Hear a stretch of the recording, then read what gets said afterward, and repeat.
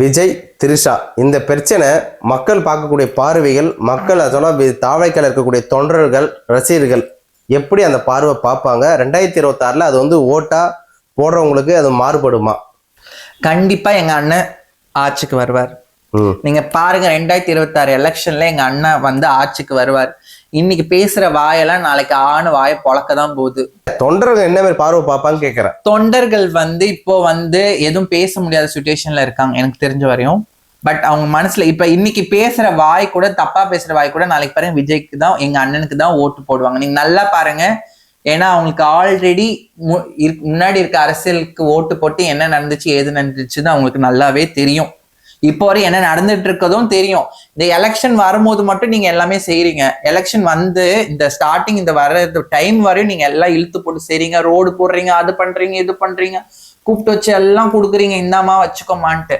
ஏன் எலெக்ஷன் போட்டு இத்தனை வருஷம் முடிஞ்சு, நீங்க இந்த எலெக்ஷன் முடிஞ்சதுக்கு அப்புறம் பாருங்க உங்களை கண்டுக்கவே மாட்டாங்க. எவனும் உங்க வீட்டு பக்கம் வரவே மாட்டான். மழை பெஞ்சு தண்ணி தேங்கி வெள்ளம் வந்தா கூட எவனும் உங்க வீட்டு பக்கம் வரமாட்டான். உங்களுக்கு அது அந்த நிவாரணம் கிடைக்கிற காசு கூட பாதி அடிச்சிடுவாங்க. உங்க பேர்ல வரலாமா, உங்க பேர் கிடைக்கலாமான்னு சொல்லிடுவாங்க. ஆனா இந்த எலெக்ஷன் நெருங்கும் போது மட்டும் பாருங்க எல்லாத்தையும் இழுத்து போட்டு செய்வாங்க. கேட்டா அரசியல்வாதியே ரோடுக்கு வந்து செய்வான். ஆனா எலெக்ஷன் முடிஞ்சதுக்கு அப்புறம் ஒன்னும் கண்டுக்க மாட்டான். அதனால உங்களுக்கு பாஸ்ட்ல நடந்த விஷயம் எல்லாம் தெரியும். ஃபியூச்சர் நம்ம கையில தான் இருக்கு. அது நீங்க ஃபியூச்சர் நம்ம போடுற ஓட்டுல தான் இருக்கு. கண்டிப்பா அண்ணனுக்கு ஓட்டு போடுங்க. கண்டிப்பா அண்ணன் செய்வாரு. அந்த வாய்க்கெல்லாம் எல்லாத்தையும் மண்ணள்ளி போடுற மாதிரி கண்டிப்பா எங்க அண்ணன் வருவாரு, எலெக்ஷன்ல நிப்பாரு. கண்டிப்பா எங்க அண்ணன் தான் ஜெயிப்பாரு. நான் கடிச்சு சொல்றேன், நீங்க பாருங்க, எங்க அண்ணன் தான் ஜெயிப்பாரு. இல்ல நடிகை மீது விமர்சனம் வைக்கிறாங்க இல்லையா, அந்த விமர்சனங்கள் வைப்பது சரியா தவறா? நடிகைன்னு வந்துட்டோம்னா பலவிதமான விமர்சனங்கள் வரதான் செய்யும். அது வந்து நல்ல விஷயங்களும் இருக்கு, கெட்ட விஷயங்களும் இருக்கு. ஸோ நம்ம அதை வந்து பெருசா எடுத்துக்க தேவையில்லை. நடிகை அவ்வளவுதான். இன்னைக்கு நம்ம உழைச்சாதான் நமக்கு சோறு. அவ வந்து இப்படி பண்றா, அவ இங்க போயிட்டா, இவ இங்க போயிட்டா. ஊருக்கு நம்ம வீட்டிலேயே நம்ம விஷயங்கள நாரிப்பே கிடையாது. நம்ம அடுத்தவங்க விஷயத்த பேசி நம்ம இன்னும் நார வேண்டிய அவசியம் கிடையாது. நம்ம எப்படி நம்ம ஃபேமிலியை ரன் பண்ணணும், முன்னேற்றணுன்றதை மட்டும் பார்க்கணும்னு நான் சொல்ல வரேன். ஓகே, மக்களுக்கு என்ன சொல்ல விரும்புறீங்க? மக்கள் என்ன சொல்ல வரேன்னா, உங்க மனசுல தோன்றதை மட்டும் செய்யுங்க. இவங்க வந்து இப்படி டிவோர்ஸ் கொடுத்துட்டாங்க, அவங்க வந்து இப்படி பேசுறாங்க, இவங்க வந்து இப்படி பண்ணிட்டாங்க, அவங்க அப்படி பண்ணிட்டாங்க, அப்படிலாம் கிடையாது. உங்களுக்கு தெரியும் முன்ன நடந்த விஷயம் என்னன்னு தெரியும். இனி நடக்க போறது என்ன நடக்கணும்ன்றது நீங்க ஆசைப்படுறீங்கன்னு உங்க மனசுக்கு தெரியும். அவங்க மனசுல என்ன தோணுதோ அதை பண்ணுங்க. இந்த காரணம் அந்த காரணம் இந்த காரணம்ன்றதுக்காக இல்லை. நமக்கு இதுவரையும் நமக்கு நடந்தது இனிமே நடக்க கூடாதுன்னா நமக்கு புது ஆட்சி வேணும், புது தலைவர் வேணும். அதுக்கான விஷயங்கள் தான் நமக்கு வேணும். அந்த விஷயத்துல மட்டும் ஃபோக்கஸ் பண்ணுங்க. 2026 எலெக்ஷன் வந்துருச்சு. ஓகேங்களா, அனைவரும் ஓட்டு போட போறாங்க. ஓட்டு போட போகிறது முன்னாடி என்னென்னலாம் சிந்திக்க வேண்டியது இருக்கும் நீங்க நினைக்கிறீங்க?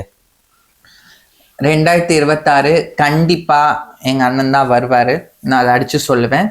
எங்க அண்ணன் வந்தா முதல்ல பெண்களுக்கு, குழந்தைங்களுக்கு, கல்விக்கு என்னென்ன கிடைக்கணுமோ அது எல்லாமே பண்ணுவாங்க. ஏன்னா ரூல்ஸ் அண்ட் ரெகுலேஷன் இன்னும் ஸ்ட்ராங் ஆகும். பெண்களுக்கான பாதுகாப்பு இன்னும் அதிகரிக்கும். நான் அதை கன்ஃபார்ம் சொல்லுவேன். அண்ட் குழந்தைகளுக்கான படிப்பு இதுல வந்து இன்னும் மேம்பாட்டு நிறைய வரும். நம்ம மாநிலத்துக்கான மேம்பாட்டு நிறைய நடக்கும். நான் இதுக்கு அடுத்து சொல்லுவேன் கன்ஃபார்ம். நீங்க ஏன்னா நம்ம இது நிறைய கடந்து வந்த பாதைகள் என்னன்றது உங்களுக்கு தெரியும்.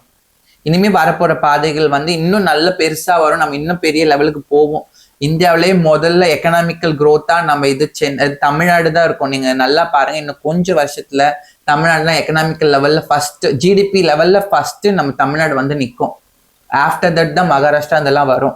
கன்ஃபார்ம் வரும், பார்த்துக்கோங்க. இல்லை தெரியுமே எவ்வளவு பேருக்கு இது பண்ணிருக்காருன்றது. அதை பத்தி பேசுங்களேன். விஜய் பண்ண நல்ல விஷயங்களை பத்தி பேசுங்களேன். இவ்வளவு நேரம் விஜய், திரிஷா, சங்கீதா அவங்களுடைய பிரச்சனை பற்றி நம்ம சூப்பரா சொல்லியிருந்தீங்க. தொடர்ந்து நீங்க இதை பத்தி பேசுறதுக்கு கூட ஒரு தைரியம் வேணும்.